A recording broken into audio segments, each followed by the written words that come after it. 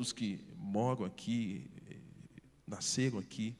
Então, ó Deus, aqui é a nossa Jerusalém. Então, ajuda-nos, ó Deus, a sermos fiéis ao Senhor e cumprirmos a nossa missão no contexto da cidade de Botucatu. Assim oramos com perdão dos nossos pecados, em nome de Jesus.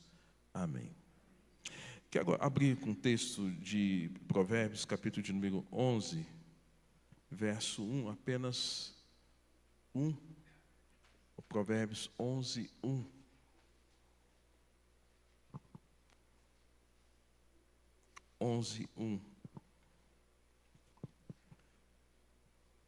Podemos ler juntos? Provérbios 11, 1. Vamos lá? A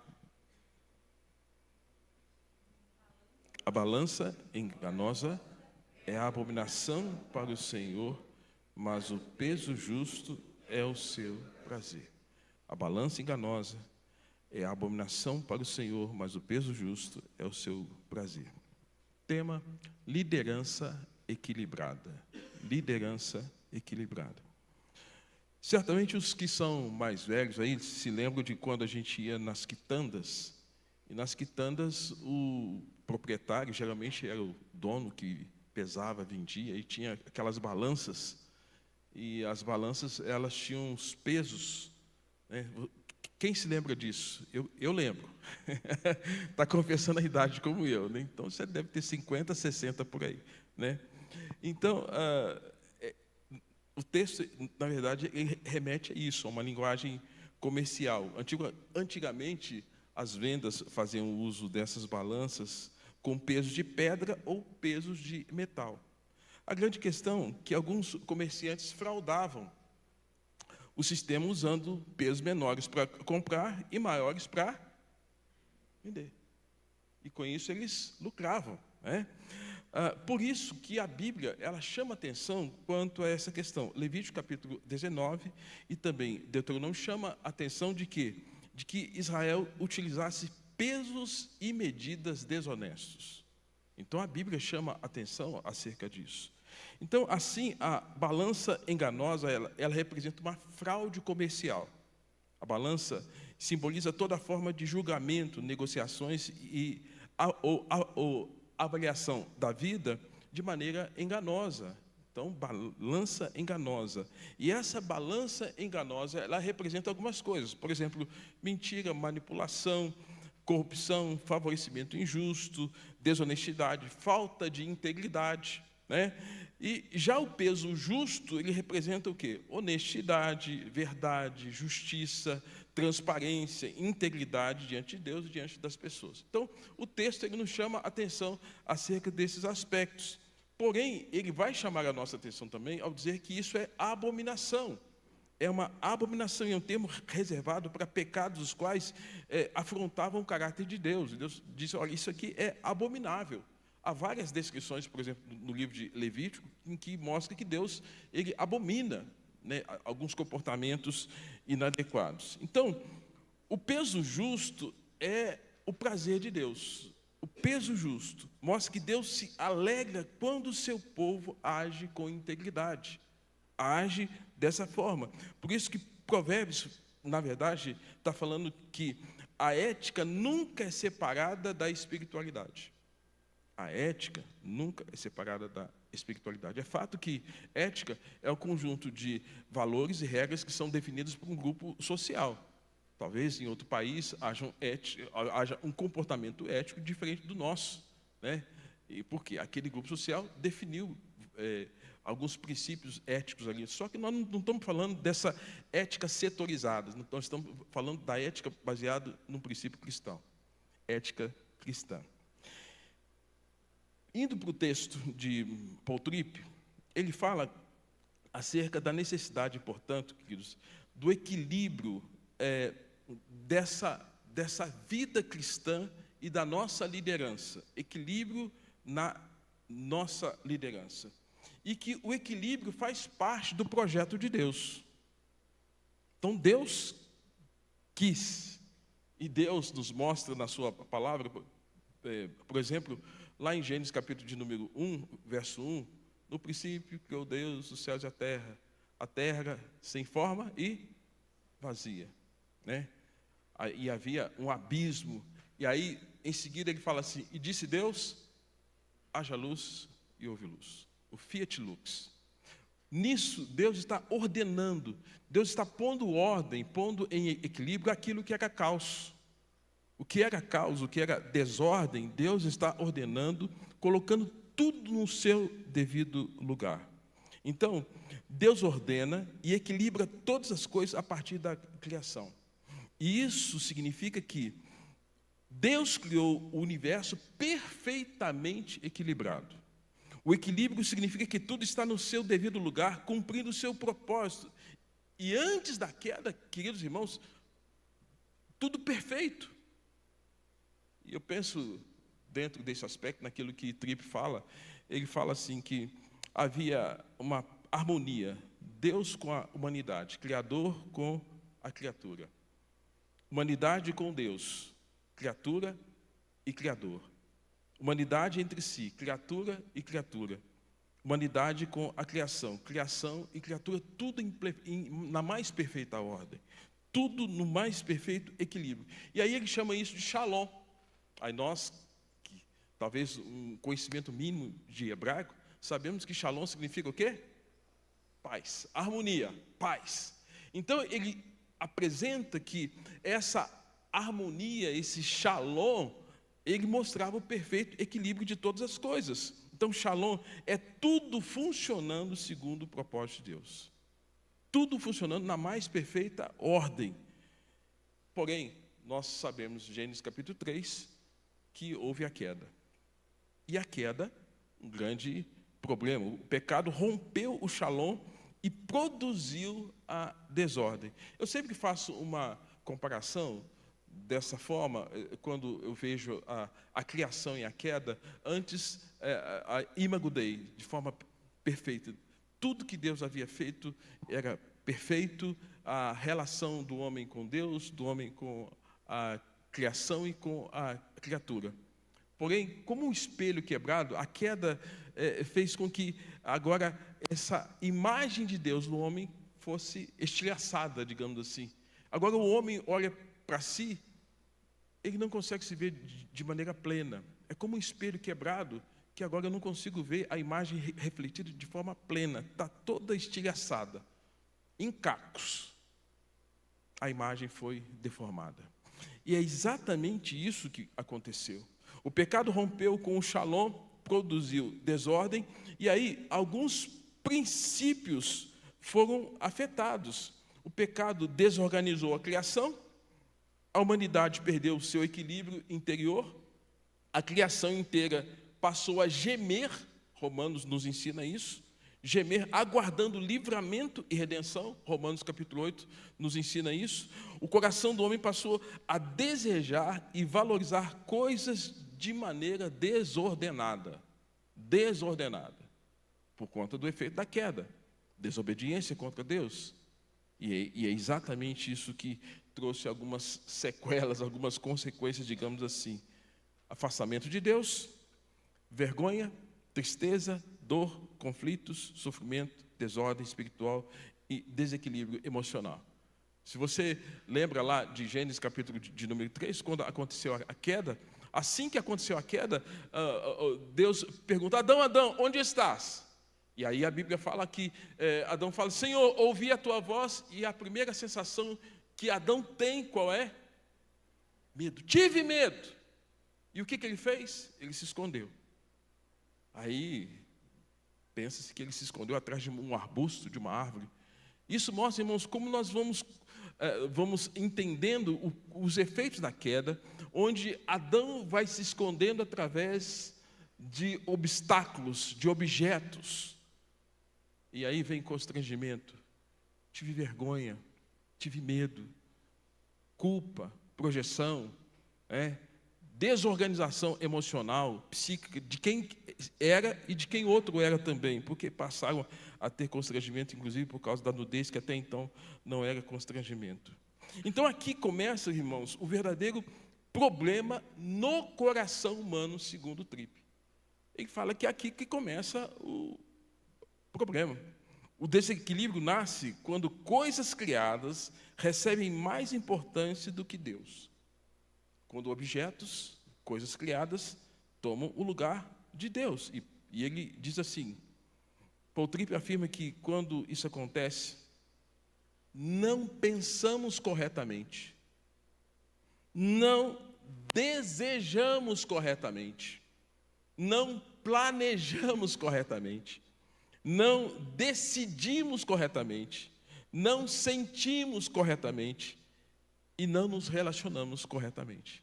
Vejam o que o pecado trouxe. Bagunçou tudo, tudo. Né? E tudo isso porque o pecado desorganizou os nossos afetos, aspectos volitivo, cognitivo e espiritual. Cognitivo. Eu não conheço a verdade de Deus tal qual era antes. Volitivo. Eu escolho agora as minhas coisas e não do jeito que Deus quer. E espiritual, porque afeta a relação, a comunhão do homem para com Deus. E aí ele fala ainda que esse desequilíbrio recebe na Bíblia um nome.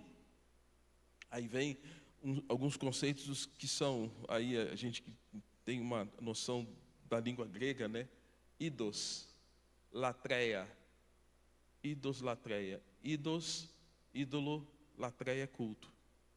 Idolatria, culto a um ídolo, a um objeto.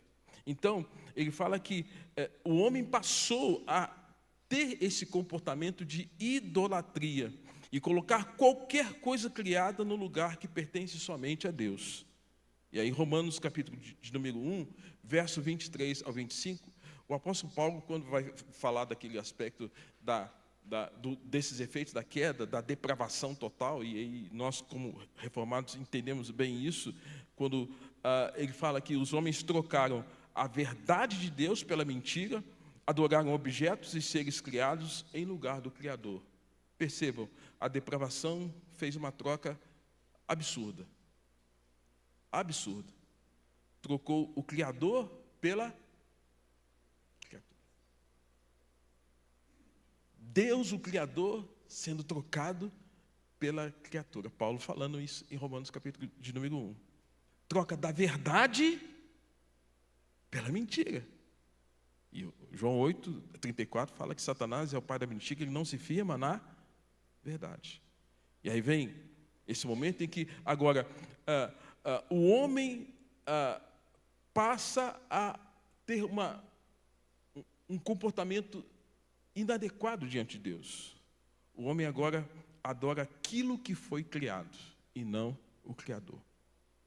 Eita, olha o problema aí. Adorar o que foi criado e não adorar o Criador. Na interpretação de Tripp, ele diz assim que o coração funciona como uma balança. Aí voltando à fala introdutória. De um lado está Deus. Do outro lado, as coisas criadas. De um lado Deus e do outro lado, as coisas criadas. E que o pecado, ele altera o peso dessa balança. Se Deus está desse lado, o pecado desse lado, o pecado altera o peso dessa balança. E altera quando somos tentados e quando nós pecamos. Ele fala que, para nós que temos um papel de influência, de liderança, nós pecamos de que forma? Quando nós buscamos sucesso a todo custo, quando nós buscamos poder eclesiástico, quando nós temos uma busca de projeção na igreja e no ministério, quando nós buscamos reconhecimento, olha só está pesando do lado de cá, né? Só está pesando do lado de cá, do lado do pecado. Quando nós buscamos dinheiro, quando nós buscamos influência familiar, como se fosse uma dinastia, e parece que está acontecendo isso aí alguns famosinhos aí, que parece que uma busca de uma dinastia, famílias que estão mandando, e estão aí na mídia aí que a gente assiste, buscando aprovação. Então, assim como essas coisas pesam mais do que Deus, a partir desse momento, Tripp fala assim, nós temos que reconhecer que nós temos um coração idólatra, porque está pesando mais do lado de cá do que o lado de Deus. Problema. Então, ele fala de perigos específicos na vida dos líderes, e que o líder pode buscar no ministério aquilo que somente Deus pode oferecer. Eu não sei vocês aqui, né? Eu já contei às vezes a minha experiência de conversão.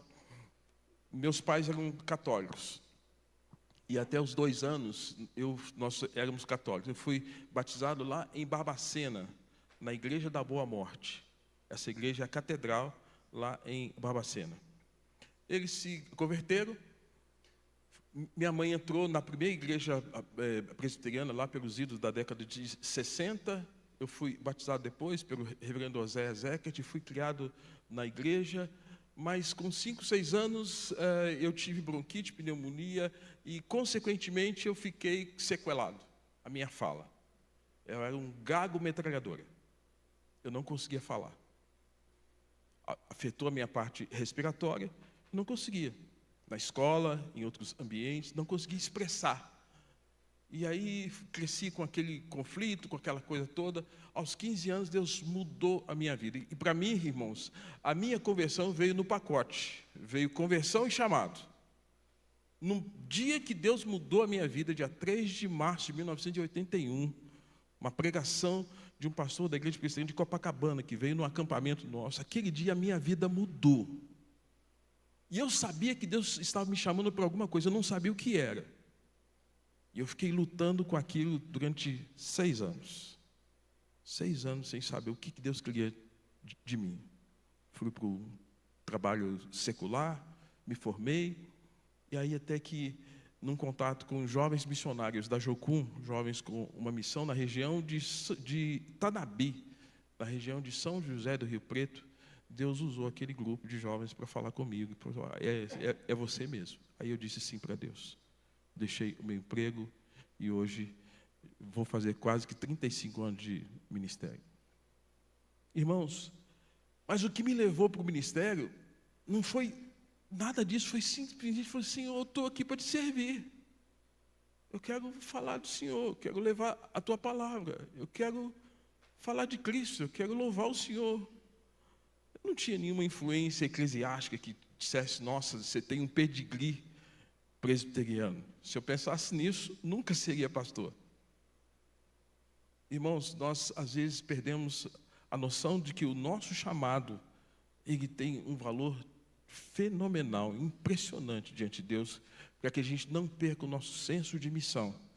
E nesse sentido, Paul Tripp, ele quer falar que quando nós perdemos isso, então surgem atitudes que são inadequadas em relação a esses perigos na nossa vida como líderes. Controle excessivo, dificuldades em delegar poder, orgulho, abandono da vida devocional, superficialidade espiritual, isolamento, abandono de amizades, pensamentos persecutórios ou triunfalismo, ou seja, estão sempre me perseguindo, ou eu sou o melhor, eu sou o maior. Ativismo, são coisas que podem ser grandes perigos para nós. E ele diz ainda que até práticas espirituais podem ser um caminho para esse comportamento idolátrico. Deus de um lado e os comportamentos que nos levam à idolatria do outro. E ele alerta até que, no caso, por exemplo, nós podemos fazer orações insinceras, adoração forjada, pregação por motivos pecaminosos, tal qual Filipenses capítulo 1, 15 fala, inveja, rivalidade e boa vontade, desenvolver uma ortodoxia vazia, uma teologia sem a presença de Deus, teologia só de cabeça, e não de alma, não de coração, não de vida, não de testemunho, não de devoção profunda. Ele fala ainda que com isso nós podemos mostrar uma humildade aparente. São perigos que nós, líderes, corremos. Pastores, presbíteros, diáconos, líderes de ministério, crianças, são perigos. E ele nos alerta a estarmos atentos a isso, onde é que está o nosso coração. Você se lembra de Lucas capítulo 18, quando fala do fariseu e o publicano? Que um estava orando assim, de pé, e o texto bíblico é interessante que ele faz uma oração reflexiva. Orava de si para... Olha só que doideira, gente. O camarada está orando de si para si. E orando dessa forma: ó Deus, graças te dou, porque não sou como os demais homens, roubadores, injustos, adúlteros, e nem ainda como esse publicano. Olha só. Aí ele usa esse argumento para dizer que às vezes nós podemos ter uma devoção que na verdade é muito mais aparente do que de profundidade de vida, de testemunho. Então que é possível parecer humilde, parecer contrito, parecer adorador, parecer grato, parecer espiritual, sem realmente sê-lo. Ele fala que esse desequilíbrio afeta muitas áreas da nossa vida. Porque quando o coração perde o equilíbrio, várias áreas sofrem. Algumas delas são afetadas: casamento, família, igreja, liderança, comunhão, vida devocional, saúde física, saúde financeira. Eu me lembro que quando eu estava sendo pastor em Mirassol, eu tive uma crise de úlcera. A minha mudança de Minas para São Paulo foi muito desgastante e eu tive uma crise de úlcera. E algum tempo depois eu tive novamente uma crise de úlcera e fiquei internado por uns 3, 4 dias. O médico falou: isso é estresse, isso é cansaço. E eu me lembro que uma irmã saiu da igreja porque eu tive úlcera. Ela não deu conta, porque não admitia que o pastor ficasse doente. Então veja, irmãos, que se nós não tivermos uma consciência acerca da nossa humanidade, da nossa fragilidade e das nossas necessidades diante de Deus, o nosso povo vai achar que nós somos super-homens. E nós não somos. Nós somos homens. Eu gosto muito de Tiago, capítulo 5, que fala que Elias era homem semelhante a nós. Aí a expressão lá em grego é homoios patos. Homoios, o mesmo, semelhante. Patos, patologia. Ele tinha as mesmas patologias que cada um de nós. Você fica triste? Ele ficava. Você fica cansado? Ele ficava. Você fica meio deprimido? Ele ficava. E olha, a diferença é que nós vamos para o túmulo. Ele foi levado para onde? Ele foi levado para o céu. Que bênção! Então, dentro disso, ele fala desses perigos que vão causar danos, afetar áreas da nossa vida e vão trazer ansiedade, irritabilidade, impaciência, dívidas, depressão, perda de saúde espiritual, perda de saúde física. E aí ele vai indo para o fim, mostrando que a liderança saudável cuida do coração. Uma comunidade saudável desenvolve apoio mútuo e fortalece seus líderes, né? Então, assim, quando nós temos uma consciência de que nós temos que ter um cuidado mútuo, desde pastor, presbíteros, conselhos, diáconos, líderes de louvor, de ministérios, departamentos, se nós tivermos esse cuidado, isso será uma bênção. Então ele fala da necessidade do acompanhamento da vida espiritual. Ou seja, nós temos que ter tempo para cuidar da vida uns dos outros. Hoje, por causa do celular, a tecnologia, ninguém quer cuidar da vida de ninguém, só nas redes sociais, né? Temos que ter conversas regulares, temos que avaliar o equilíbrio de cada líder. Como é que cada líder está procedendo, cuidando do casamento, cuidando dos filhos, incentivando o descanso, incentivando a saúde física, mantendo prestação de contas num discipulado maduro, oferecendo rede de apoio. Eu confesso que teve um tempo que eu participei de um grupo de discipulado de pastores chamado Renovo, que acontecia lá na região de São José do Rio Preto. Vinha um irmão de Londrina, uma vez por mês a gente ia para uma chácara, ficávamos de segunda até na quarta-feira, só para conversar, tratar de pecado, de fraqueza, de lutas, de casamento, e vez por outra a gente fazia isso com as esposas. Irmãos, eu tenho saudade disso, porque era tratamento. Hoje nós estamos tão distanciados que nós temos dificuldade de falar das nossas lutas, de falar das nossas fraquezas. E ele está apontando o quanto princípios como esses são importantes para levar à maturação, ao crescimento, ao aperfeiçoamento, para que não pese essa balança do pecado e o nosso coração fique inclinado às idolatrias. Aí ele aponta um caminho de esperança. E que a esperança para restaurar essa deturpação é o Evangelho, é a palavra de Deus, são as boas novas. E que, embora ainda exista uma luta contra o pecado, o Evangelho oferece esperança para todos nós. Há uma promessa de que Deus restaurará o Shalom. Amém? Deus vai restaurar o Shalom. Deus vai restaurar esse equilíbrio.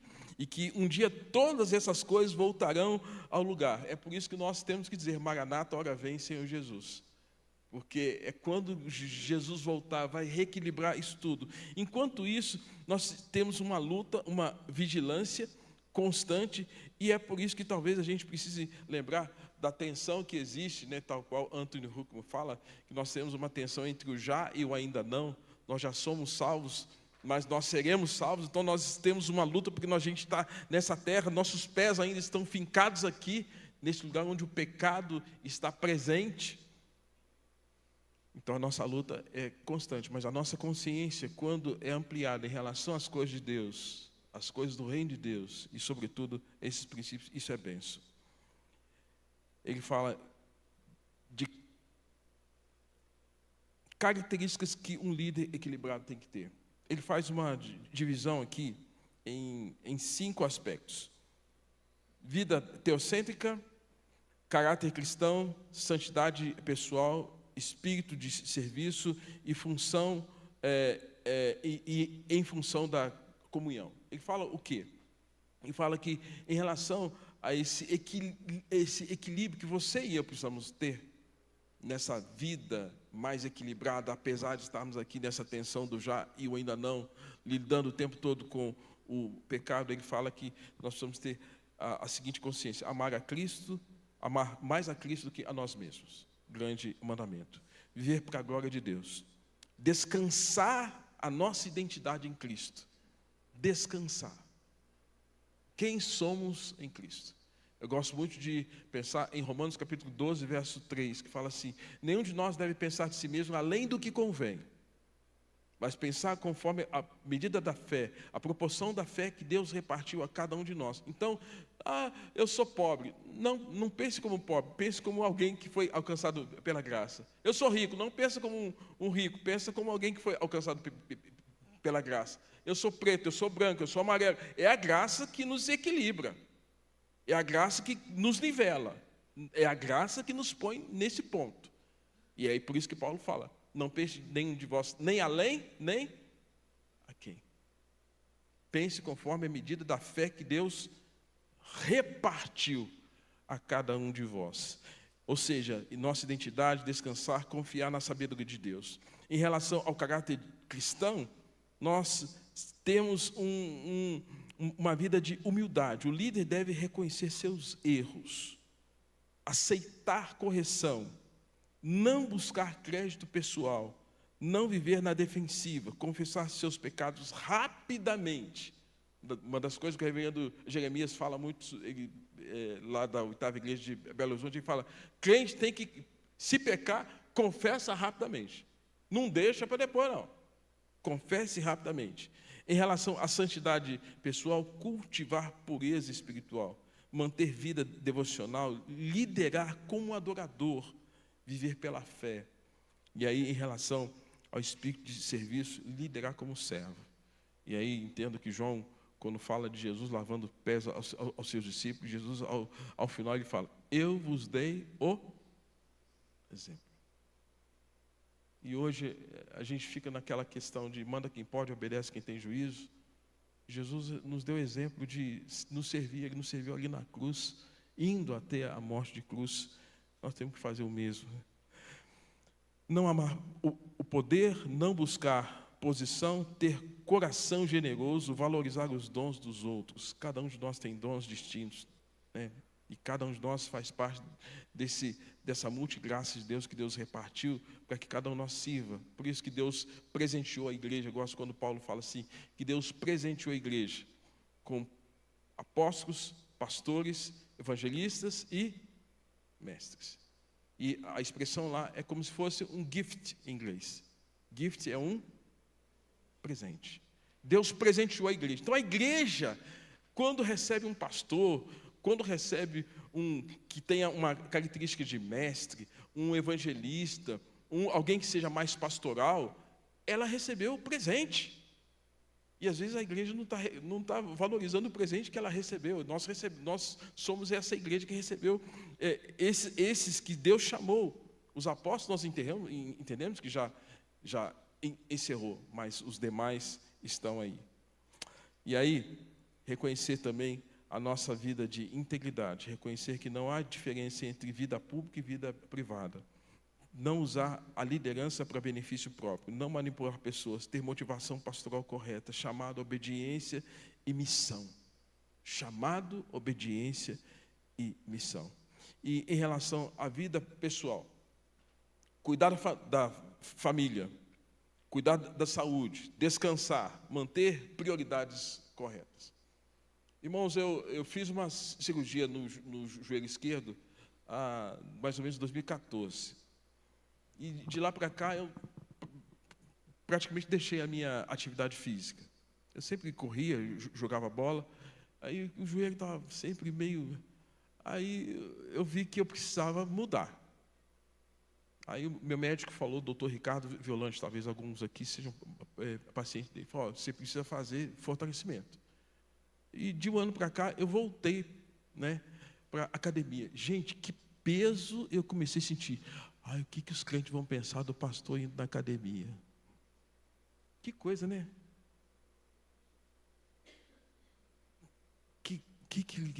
A gente fica assim com a culpa, mas eu estava cuidando da minha saúde. Hoje eu estou com a minha panturrilha boa, glória a Deus. Já consigo jogar bola de novo, glória a Deus, melhor ainda. Por quê? Cuidar da saúde. Então, dentro disso, nós líderes precisamos ter esses aspectos, né? De cuidar da saúde, descansar, manter prioridades corretas. Em relação à boa consciência, em relação ao Evangelho, irmãos, Tripp fala, liderar como embaixador, não como um rei. Viver pelas promessas do Evangelho e servir por amor, renunciar a interesses pessoais pelo reino de Deus. E, ao final do capítulo, ele fala assim, que nessa lista de 35 itens que ele destaca, ele fala assim, não sei você, mas esta lista me mata. Nossa, que é tão difícil olhar para isso e cumprir isso. Essa lista me mata.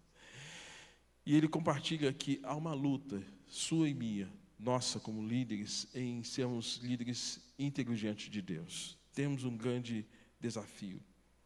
E aí, finalizando, ele fala dos sinais de um coração equilibrado. Um coração equilibrado implica em algumas questões.